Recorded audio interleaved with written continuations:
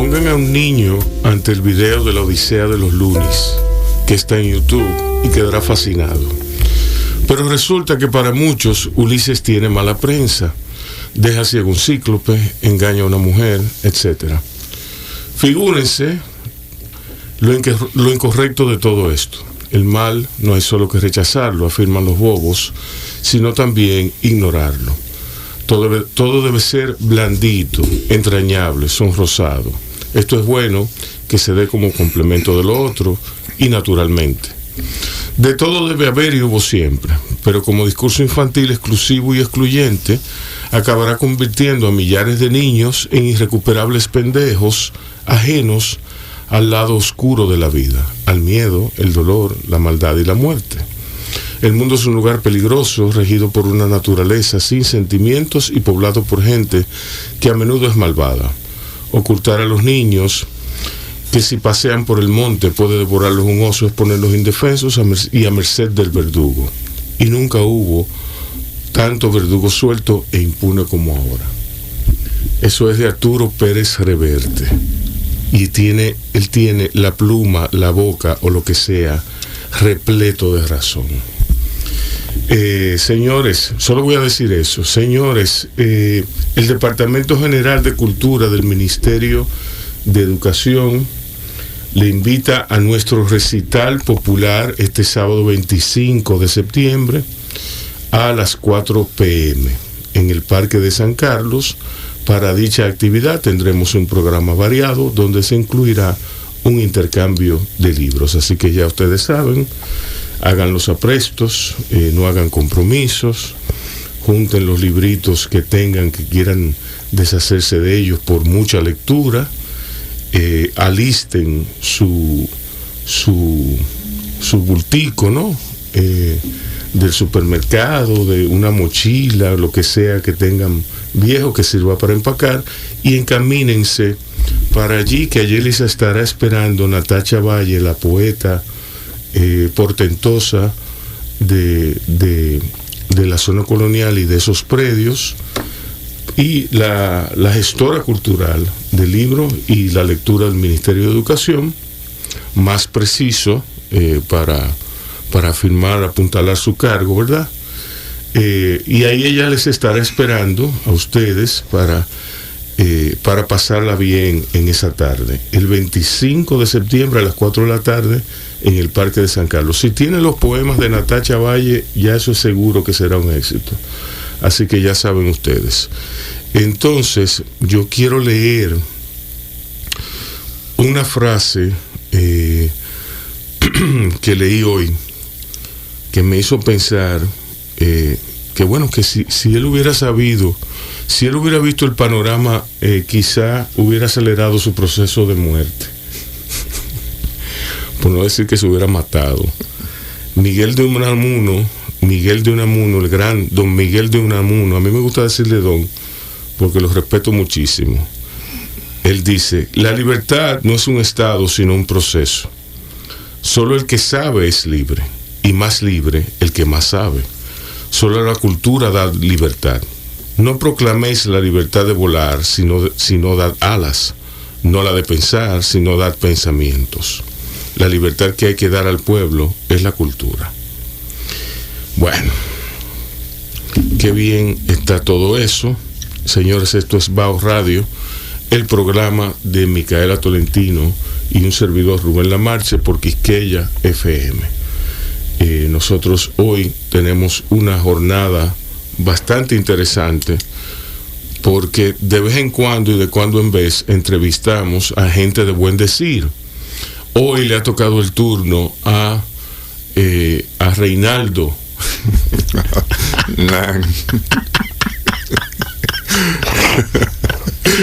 Sí. A Reinaldo Paulino Chevalier, más conocido como Nan Chevalier, el gran Nan. Premio MIR de poesía, Funglo de 2016, el premio único del concurso. Es un escritor consumado y uno de mis favoritos de aquí, de la novela policial local, que tiene sus visos bastante peculiares. Entonces Nan está aquí esta tarde y vamos a oír música y vamos a hablar de literatura, hablar de libros y hablar vamos a arreglar el mundo, vamos a arreglar, ¿verdad? Sí, así mismo es. Entonces quédense por ahí que Bao sigue. Hace el papel de Joe Black. Le pide a un magnate de los medios de comunicación, interpretado por Anthony Hopkins, que actúe como guía para enseñarle sobre la vida en la Tierra. Y en el proceso se enamora de la hija de ese equipo. En principio la premisa es absurda, porque si hay alguien que sabe sobre la vida es el diablo, ¿verdad? O la muerte. Sí. Si hay alguien que sabe todo sobre la vida, claro, es quien provee el final, sí, inclusive metafóricamente. Es absurdo también porque la muerte no se va a enamorar de una mortal. La muerte se enamora de un par. ¿Tú me entiendes? Sí. Eso, o sea, es un tirón de cabello monumental. Y que obvia toda la mitología existente y que pretende crear uno. Bueno, a mí me parece absurda, a mí me parece de muy. Y aparte de la actuación de Brad Pitt, todo estirado, todo un tipo. Bueno, la muerte que se extraña que yo no la entiendo, o sea, esa muerte yo no la entiendo, pero bueno. Entonces tiene esta dentro de su banda sonora tiene esta oferta, esta propuesta de George Michael, que es un músico que, a pesar de lo que digan sobre su pop music, su música popular, que a mí me gusta mucho, a mí me gusta más todavía esa música contemplativa, esa música que él hizo inclinándose hacia el jazz, mirándolo de frente, y bueno, ahí entiendo yo que es donde está su creatividad mayor. Entonces, nada, ¿cómo tú viste esa película? No he visto la película. Bueno, no la veas. Quédate con el video sí, con el video de la parte musical. Sí, ¿no? La parte musical, porque es que es lo más meritorio que hay. O sea, la fotografía está bien, pero ¿qué va? No, y sería complicado, porque ya tú hiciste alusión a que tienes cierta tragicomedia. Exacto. O sea, en literatura también no se cultiva casi. Sí. Porque es que te genera demasiados sentimientos encontrados. ¿Ves? O sea, en una escena si te vas a reír. ¿Cuáles serían los libros tragicómicos? Bueno, por ejemplo, a mí se me ocurre uno. Catch-22 de Joseph Heller. Sí. Bueno, en literatura española, o sea, en español, el clásico que uno leyó en bachillerato, que es la Celestina, sí, pero no es un género cultivado, lo que no significa que una novela, por supuesto, aunque el tema sea la muerte, sea muy serio, pueda conseguir alguna escena cómica. Pero hay que tener mucho cuidado, porque entonces no es ni una cosa ni la otra. Exacto. ¿Ves? Y te puede generar un ambiente inverosímil, ¿no? Pienso en literatura. No es mi mundo, realmente. No. La Celestina, ahora que mencionas el caso, la Celestina fue un libro que en su primera edición, que varía mucho en extensión y el tratamiento del argumento, fue considerada pornográfica. Sí, por la época. Por la época, sí, pero sí. A mí utiliza un lenguaje bien fuerte. Bueno, ya hoy día uno puede verla. Sí. Porque de ahí viene la idea, ¿no? Hasta donde yo sé, de Celestina como... Porque lo que hace es la labor de poner en contacto a estos dos jóvenes. Mamá y Piola. Exactamente. Sí. Pero no, mi mundo va... ¿De dónde viene esa palabra? Maipiola. Maipiolo. No sé. No conozco el... La gente se avergüenza de que le digan así. Yo consideraría que es una labor loable. Por supuesto. Y bueno, hay mucha... yo sobre el tema de cierta terminología, sí, siempre comento también y me río, porque la gente se inventa, ¿no? ¿Qué te digo? Construcciones para evitar una realidad. Yo digo, al flaco se le puede decir flaco, pero entonces si tú le dices gordo al gordo, es ofensivo. Yo pido que no me digan viejo, hay que decirme envejeciente. O sea, una serie de retorcimientos para evadir una realidad que está ahí y que envejeciente es peor. Pero por supuesto, cuando a ti te dicen envejeciente, que ya tú estás desahuciado. Sí, entonces dando esas vueltas. Ahora, tú eres un viejo. Hay que verlo. Yo no Exacto, me siento, ¿no? Esa es una denominación que yo se la dejo a los demás y todavía no vivo como tal. Y yo ni me detengo en esas cosas. No estoy pensando en eso, que eso llegue solo y quizá uno lo descubre un día en una ambulancia rumbo al hospital. Pero mientras tanto no me detengo en esas cosas, ¿no? Bueno, no sé, y en literatura tampoco son mis temas, aunque sí la condición humana en sentido general, ¿no? Me parece que tú has leído por lo menos algún fragmento de... No, yo leí Payaso acá en la tarde. Okay. Y compré 2 más de tus libros, pero no los he leído. Bueno, siento mucho que te hayas puesto a eso, pero... Tú no sabes administrar tu tiempo. Sí, pero ese es el problema mío, ¿no? Lo que yo hago con mi tiempo, inclusive perderlo, inclusive perder mi tiempo leyendo tu libro, tu literatura. Bueno, pero son vicios. Sí. Tú tienes tus problemas así. Sí. Bueno, esa novela fue mi última novela publicada. Yo estoy terminando una novela. Y en Payaso al caer la tarde, no sé, la opinión que tú tengas. Yo pienso que es mi novela más complicada, por lo tanto no me identifico mucho con ella. ¿Y por qué? Bueno, porque hay un asesinato y también hay un rapto de una niña. Sí. Por lo tanto, Feliciano Moreta, que es el investigador, el fiscal, tiene dos casos muy complicados. Entonces, para poder unir todo aquello, a veces siento que no pude conseguirlo a plenitud como yo buscaba, como pienso que lo conseguí, por ejemplo, en El hombre que parecía esconderse. Es el mismo detective Feliciano, que tiene un ayudante de nombre muy extraño por los apellidos, porque él se llama Euclides Coco Mordán. Exacto. Pero esos 2 apellidos existen, ¿no? Una coincidencia que se dieran en él.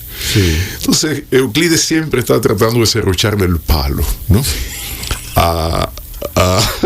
Al fiscal. Era como muy gracioso esa novela. Sí. Porque tú veas, los tragicómicos vienen. No, pero no.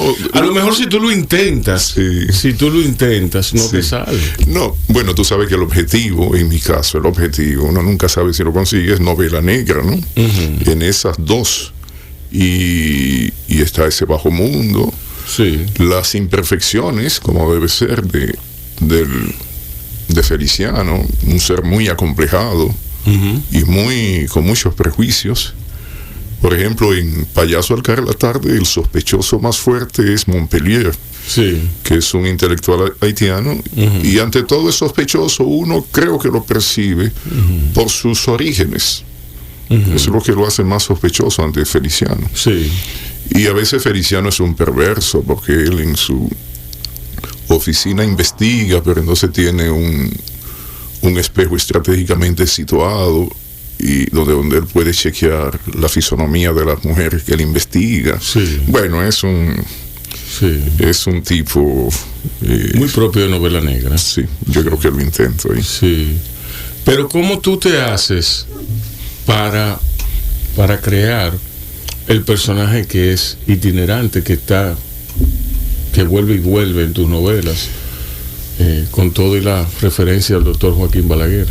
Sí, bueno, yo ubiqué, tú sabes que te voy a hacer una pregunta necia. Obligado. Una pregunta de neófito. ¿Qué hay de Feliciano Moreta en ti? Bueno, de Feliciano hay cierto escepticismo, que pienso que está en mí. Él quiere realmente contribuir con la sociedad, pero él no tiene mucha fe. Y en las novelas donde él actúa... Nadie puede tener fe en una novela negra. No, por supuesto. No. A menos que sea creado un personaje muy plano. Para ser si fuera muy plano. Sí. Que sabe que la incursión a través de ti primero y ahora con un curso que estoy haciendo en el mundo del guión, me ha dado una visión muy, muy buena. He confirmado que por lo menos Feliciano Moreta es un personaje que tiene cierta complejidad, ¿no? Pero ahora tengo mayor conciencia y sé que cuando intente de nuevo con Feliciano puedo todavía desarrollar algunos rasgos de ese personaje. Bueno, pero de mí esto, ¿no? He tratado en lo máximo de no tomar partido como se supone que tiene que ser con este personaje. Es un personaje de 50 y tantos años, no se ha casado, tiene varios hijos, ¿no? Claro. Y malvive, entonces el ambiente, su oficina, siempre llena de moscas, le cortan la luz a cada rato, coge cuerda, y bueno, ese es el ambiente con este Feliciano. ¿Cómo tú creas, bueno, en el caso de Feliciano, cómo tú creas el mundo tuyo, que se parece mucho, guardando las distancias, a tu admirado Onetti? Por supuesto, Onetti no lo intentó, con la excepción de una novela, y leía, era un lector de novelas policíacas. Hay anécdotas de viajes donde coincidió con Márquez y con Vargas Llosa, y Vargas Llosa hace alusión a que se quedaba en el hotel bebiendo y leyendo novelas policíacas. De Onetti, en verdad, lo que puede haber es cierto ambiente, a veces un poco grotesco. Son dos mundos distintos, porque en este mundo hay una clase media baja y una clase baja total, que es donde se mueven un tipo de delincuentes, ¿no? Por ejemplo, un policía de la secreta, como todo policía de la secreta aquí, el mundo entero sabe que es policía. Exacto. Por lo tanto, es el menos secreto de los policías. Claro, pero ese Miguel Manguera. Sí. Hay unos personajes, bueno, no me preguntes por qué le llaman así a Miguel Manguera, pero está Johan Larrayo, Giovanni la Muerte, Vaselina, por ejemplo, que es un depredador.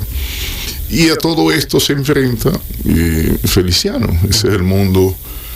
Por supuesto, hay otra criminalidad que está más por encima y sobre todo relacionada con la misma justicia, que es la que, como casi siempre se da, ¿no? Que es la que a veces trata de impedir que él llegue al final, por lo menos en El hombre que parecía esconderse. Mi primera novela publicada es Ciudad de mis ruinas, y aunque tenía la intención de policíaca, no lo es en el sentido exacto de la palabra, porque no hay una investigación. Hay un asesinato también, pero no hay un detective, no hay un investigador. Feliciano Moreta no estaba creado todavía. No estaba, no. ¿Cómo tú lo creas a él? ¿Cómo Feliciano Moreta se presentó ante ti? Mira lo que me pasa a mí. En el caso de la creación de personajes, los personajes yo los tengo que ver completos, su cara, su cuerpo, su corpulencia, todo. Y luego comienzan a hablarme. Lo que me pone más ansioso es cuando no le puedo ver el rostro. Eso me pone ansioso porque puede ser cualquier persona. ¿Cómo se presentan en tu caso? Sí, bueno, es algo parecido. Siempre yo prefiero que tenga algún, entre comillas, desperfecto físico, que en este caso no lo tiene, En El hombre que parecía esconderse, no él, pero el asesino sí, cojeaba. ¿no? Feliciano es un mulato bembón que suda muchísimo. Se le está cayendo el pelo. Ya para la próxima novela, si la sigo cronológicamente, que es otro detalle, no siempre hay una cronología, una linealidad. Exacto. Y es un hombre físicamente bajo, como te dije, narizón, y acomplejado, como ya te mencioné hace un rato. O sea, se le nota. Quien lo nota es su ayudante, y a veces el narrador le da una pincelada. Y su complejidad está ligada al hecho de que se pregunta a veces, Euclides, este hombre que tiene muchos hijos, pero no se casa, vive solo, está en cierta edad. Bueno, así yo lo he visto. No le he construido un pasado, no aparece un pasado, yo lo tengo. Hay alusiones muy mínimas. Sí, pero ya esa es otra cosa, que ya tú tú tienes la expertise porque salió de ti. Entonces yo estoy seguro de que tú lo puedes repetir y repetir y repetir. Lo del pasado de él es como un librito que tú tienes aprendido.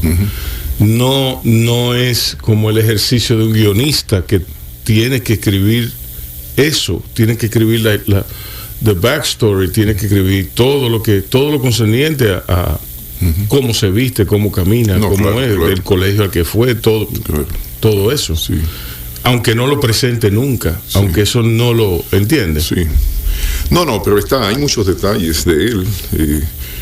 El aspecto de la miseria económica, por ejemplo, de sus orígenes. Habla siempre de un pueblo de la costa, ¿no?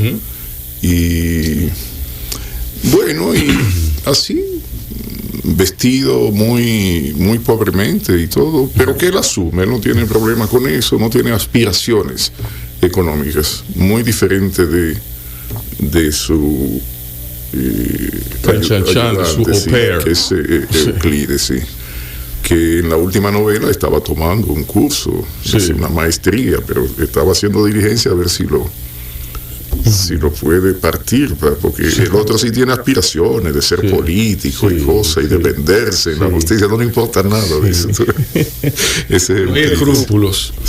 Sí. ¿Algún modelo de la vida real? No exactamente.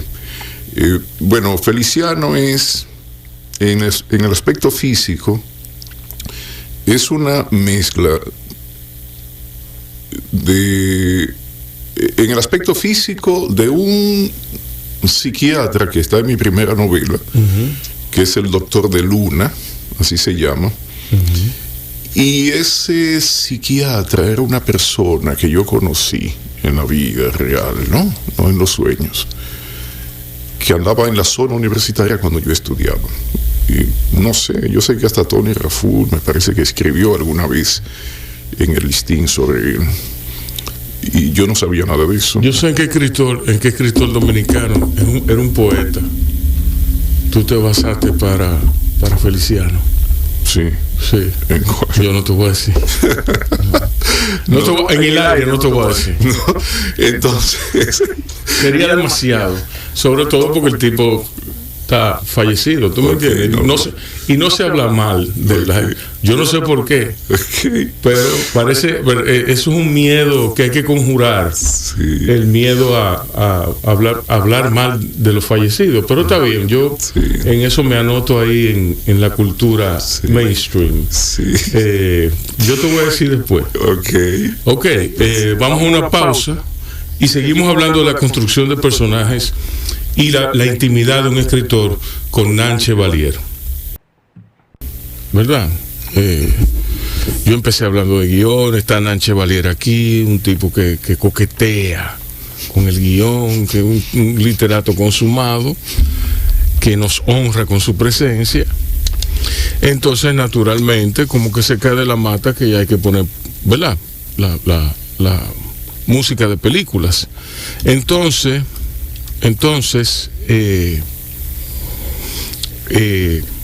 en ese sentido, yo he puesto los 3 temas que hace Sting para Living Las Vegas, que es una película muy especial porque es la única película llevada al cine de John O'Brien, que era el escritor, que es una película muy importante porque es autobiográfica. John O'Brien perdió a su familia y él agarró según la novela, nos cuenta la historia de un tipo de bastante progreso económico, todo eso que él decide agarrar para Las Vegas y matarse bebiendo. Y bueno, ahí se desarrolla una serie de cosas en la trama, pero el caso es que tiene, dirigida por Mark Figgis, que tiene un aire de improvisación muy loable, o sea, muy elogiable. ¿Por qué? Porque, por ejemplo, en las escenas en las cuales él está, Nicolas Cage, junto a Elizabeth Shue, a mí se me ocurre, pues son tomadas de lejos, a mí se me ocurre que quizá ellos estaban no estaban conscientes de dónde estaba ubicada la cámara, hay muchísimas cosas ahí que entran dentro de eso, pero bueno, para hacer la música, Mike Figgis, que es músico de jazz, eso es importante saberlo. ¿Por qué? Porque el músico trae otra dinámica a la película. Él llamó a Sting, prendieron una fogata y arrancaron a grabar la música. De hecho, si tú subes el soundtrack, estos 3 temas, porque hay un tema que lo hace Nicolas Cage, hay otro tema que es instrumental, y bueno, si tú agarras y subes el volumen apropiadamente a un nivel alto, tú te darás cuenta que se oye el crepitar de la madera al quemarse. Y bueno, hay muchísimo ahí de dónde coger. El caso es que Sting agarra temas compuestos para grandes músicos, en este caso para Frank Sinatra, Angel Eyes, el último tema que escuchamos, y los reinterpreta a su gusto con un resultado más que envidiable. Intro, bueno,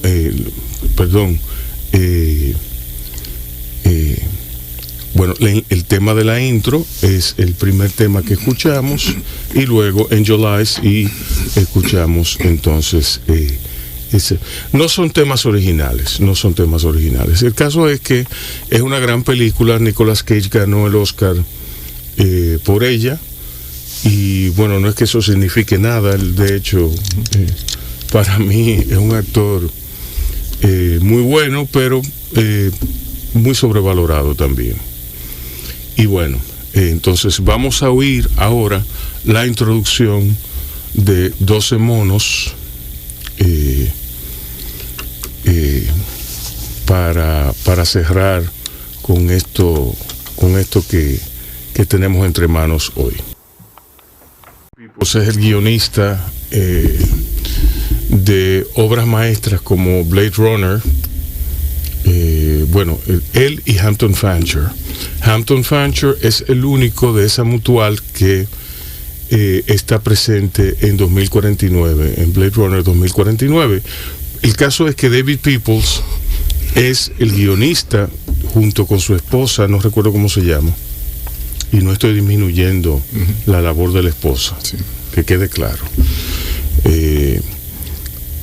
David Peoples es el guionista de Blade Runner y el guionista de Los Imperdonables.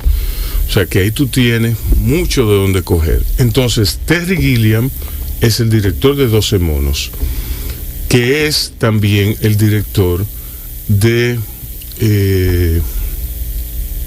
perdón, porque es que es un título largo. The Imaginarium of Dr. Parnassus. Esa es la película de otro. Lo que pasa es que son es como el que si yo qué, de que si yo qué, que si yo cuánto. es como bueno, a mí se me olvidó el título. Es el que si yo queda del doctor, que es la última película de Heath Ledger, que la terminaron un grupo de amigos. Esa película es de Terry Gilliam, que la terminaron un grupo de amigos porque Heath Ledger se murió, naturalmente, que es quien hace del Guasón. La gente entiende que Heath Ledger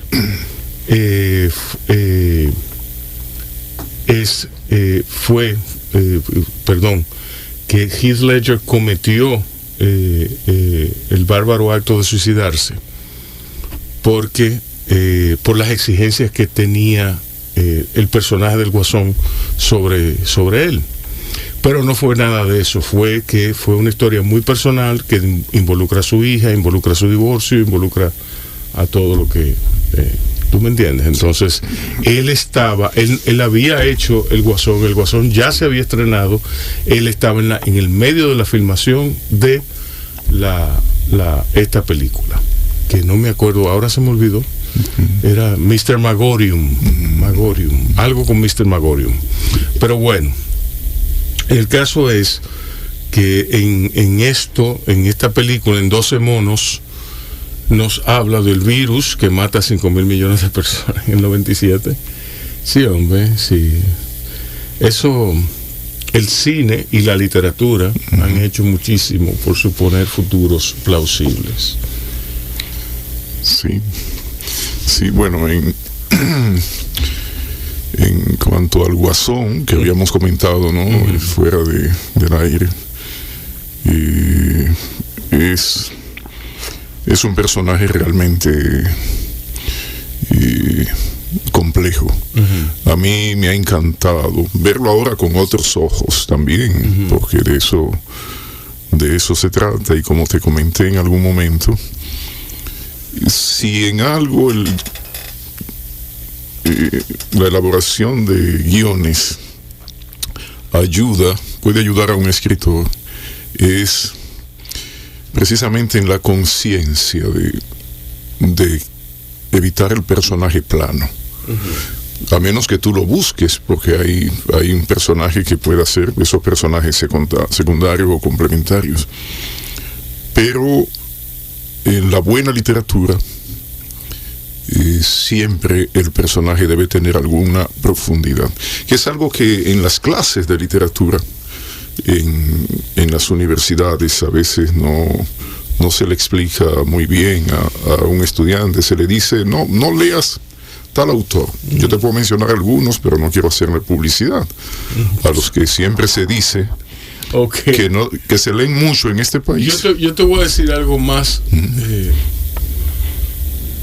que va más con las escuelas de estilo por nacionalidad. ¿Me entiendes? Por ejemplo, tú tomas 100 años de soledad. 100 años de soledad está basado en pastiches de personajes. ¿Tú me entiendes? No está dentro de su confín, del confín casi infinito. Eso. Ojo con eso. De 100 años de soledad no está el perfil psicológico de Aureliano Buendía, porque Aureliano Buendía se divide en muchísimos Aureliano Buendía. Sí. Eso es propio de la novela norteamericana, el darle profundidad a un personaje, el verlo tan técnico, el verlo tan desapegado, como un fenómeno desapegado de ti. ¿Tú me entiendes? Digo yo. Sí. ¿Qué tú piensas? Bueno, en el caso de 100 años de soledad estoy de acuerdo contigo. Hay otros autores.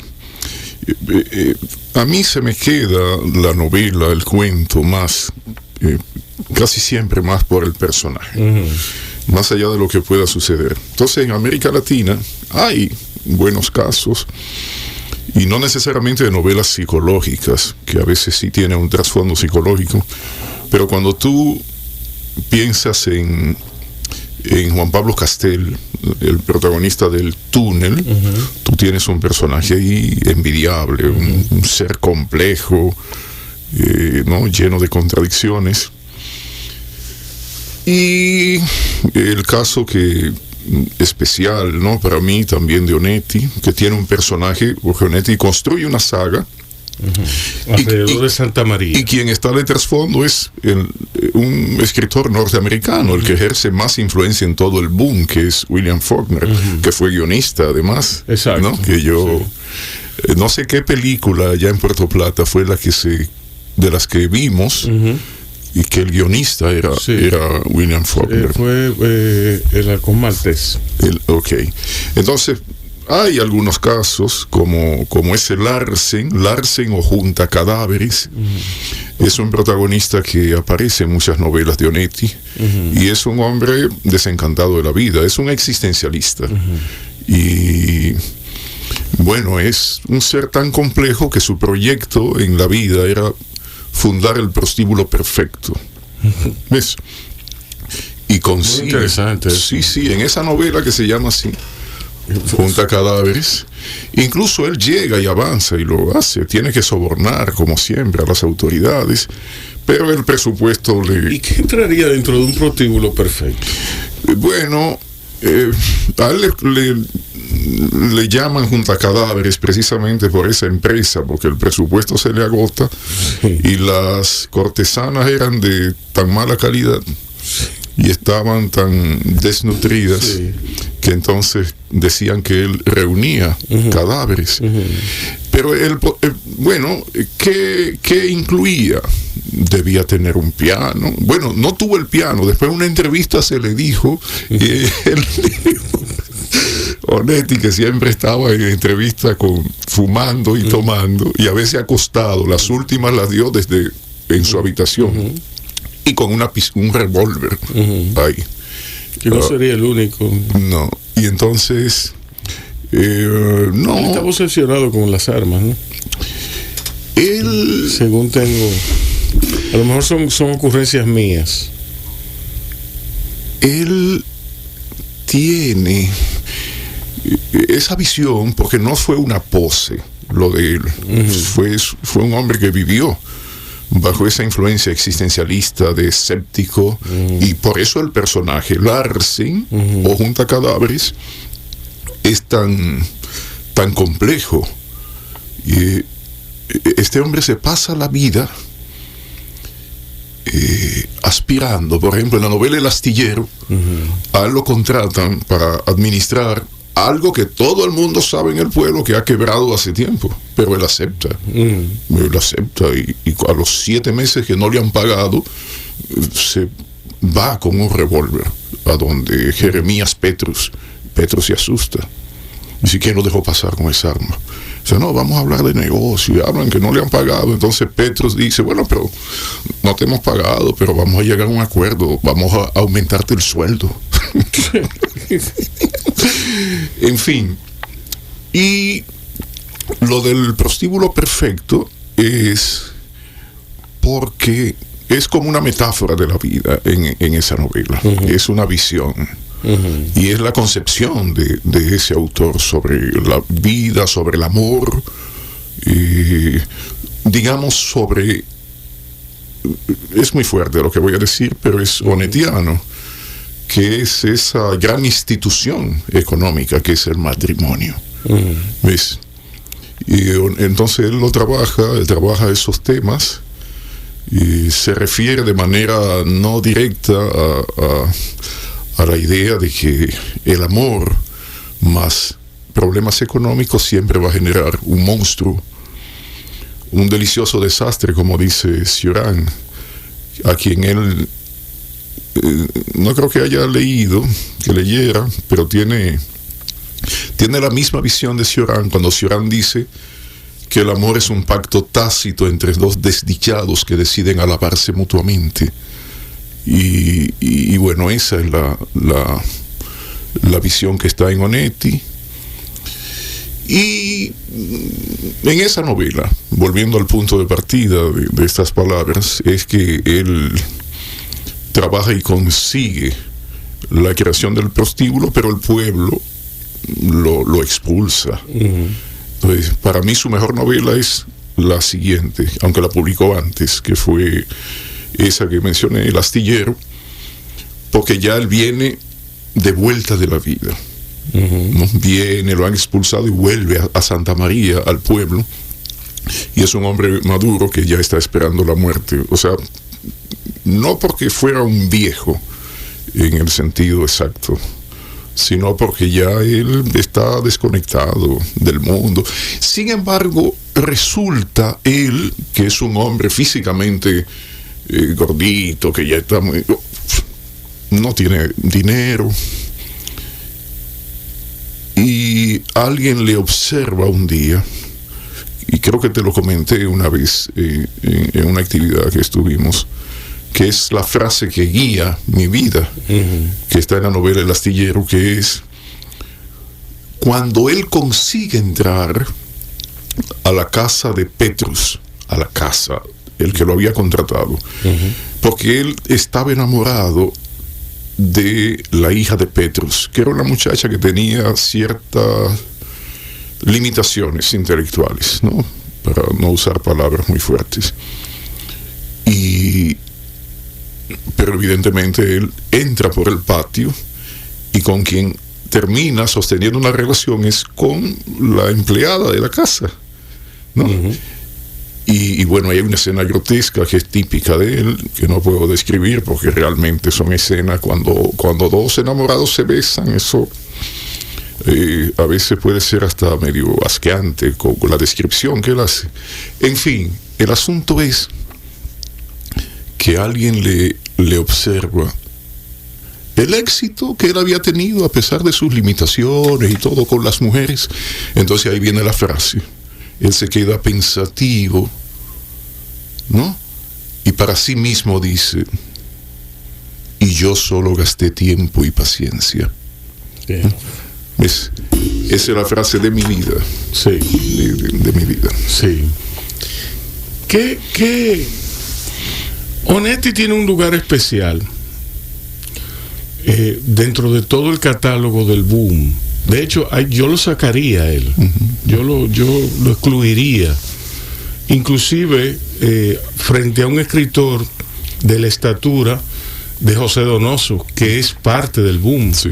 Lo que pasa es que el boom latinoamericano ha sido cooptado por el pleito memorable, antológico de García Márquez y Vargas Llosa. Pero el boom latinoamericano, ¿cuáles son los escritores del boom latinoamericano? Mira, ahí es muy cierto lo que planteas. De hecho, Onetti es una especie es un precursor. Pero es un outsider. Claro, claro. Sí, él se mantuvo al margen siempre. No, sí, y se le reconoce porque el boom, que es ante todo un fenómeno editorial y económico, sí, no ha sucedido jamás que un grupo de autores fueran tomados por una editora y lo proyectara como si fuera artista de cine, porque eso fue lo que ocurrió. Sí. Entonces, los cuatro fantásticos, como yo les llamo, del boom son Cortázar, Vargas Llosa, García Márquez y Carlos Fuentes. Exacto. Claro, hay otro boom marginal por asuntos políticos, gente que no apoyó. Que está José Donoso, Onetti, sí, que está... Exacto. Pero Onetti más como precursor, porque lo que ocurre con Onetti, lo que ocurre con Asturias, que son los precursores, sí, lo que ocurre, el mismo Juan Rulfo, cuando viene el boom, que es de los años 60... Él es arrastrado por eso. Entonces lo que hace el boom es que reconoce a los maestros que están ahí. ¿Cuáles son los maestros que estaban ahí? Solo leídos en sus propios países. Borges, por la visión del mundo. Otro de quien Borges toma, que es muy poco leído, que es Macedonio Fernández, autor de libros de títulos llamativos como Museo de la Casa de la Eterna, o también el libro No es toda vigilia la de los ojos abiertos. Entonces tú tienes esos precursores. Puedes incluir ahí, ya te dije, Alejo Carpentier. Son los escritores que ya venían con una visión de literatura no panfletaria, no solo rural. El que da el paso primero para la novela citadina es Onetti con El Pozo en el 39. Y luego la visión del mundo de Borges, toda esa visión que acaba, y la de Carpentier construyendo eso que se llama el realismo mágico, y que Carpentier le llamó lo real maravilloso. Pero el boom propiamente dicho, la gente que, además de Donoso, porque Donoso era el más joven de ese, el más joven era Vargas Llosa, Sí. pero Donoso anduvo mucho, era profesor en Estados Unidos, y estuvo ahí, escribió un libro que se llama Historia Personal del Boom, o sea que de algún modo es boom, pero con menos impacto, porque Donoso es una literatura más parecida a un realismo como tal. Sí, sí. De hecho, el lenguaje que utiliza, el lenguaje de sus personajes en su obra cumbre, que es el Obsceno Pájaro de la Noche, sí. es muy apunta no hacia el realismo mágico. Apunta hacia una realidad descarnada. Claro, sí, tiene más puntos de contacto con otras generaciones anteriores. Es el menos, con la excepción del Obsceno Pájaro de la Noche, yo pienso que es el más tradicional, aunque tiene novedades en una novela como El Lugar Sin Límites, que es la novela que más me gusta de él, una novela corta. Bueno, sí, porque El Obsceno Pájaro de la Noche es una novela kilométrica. Muy extensa, sí. Sí. Bueno, entonces, ¿qué más te puedo decir? Si fuera del boom, entonces esos 4 fantásticos, cada uno tiene, aunque hay puntos de convergencia, pero tienen una visión del mundo total. La de Cortázar tiende más a lo fantástico, ¿no? Una realidad que es como fantástica, como se nota bien en Continuidad de los Parques, donde un personaje leyendo una novela es asesinado luego por un personaje que sabe de la novela. ¿Ves? Márquez, que tiende más a ese realismo y que fue más leído también porque es que se parece mucho realmente a nuestros países. Yo siempre pongo el ejemplo. Da calor, la literatura de García Márquez da calor. Sí. Calienta. Sí. Y yo pongo el ejemplo de ¿qué es Márquez? Cuando uno piensa en el famoso Peregrino, cuando empezó la pandemia, que se presentó a Puerto Plata, fue una escena García Marquiana. Sí, García o sea, este hombre atraviesa el túnel, amanece en Inver, come ahí. Un amigo mío que lo vio dijo que sospechó que no era de Puerto Plata y que no era muy buena persona por 2 cosas. Porque primero lo que pidió de cena, pidió, hasta ahí va bien, pollo, picapollo, pero pidió también que le trajeran un té de canela para cenar. Y lo otro que... Entonces tu amigo interpretó... Que no era de allá. Ajá. Y luego dijo que no era muy buena persona porque se declaró aguilucho. Y... Yo estoy de acuerdo con tu amigo. Estoy de acuerdo con tu amigo. Entonces... Pero este hombre arranca con una cruz y al otro día todo el mundo lo sigue. Yo me acordé de Forrest Gump, ¿se acuerda de esa película? Sí. Y bueno, hasta unas sobrinas mías anduvieron ahí. Y llega a la playa, al malecón allá, a Long Beach, y entonces pide que todo el mundo se quite la mascarilla, y todo el mundo se la quita, y entonces declaró que al otro día no iba a haber COVID en Puerto Plata. A la vida. Al otro día, cuando viene el reporte, porque se atacó mucho de que iban a subir los casos. ¿Tú sabes dónde subieron los casos? No. Eso es 100 años de soledad. Sí.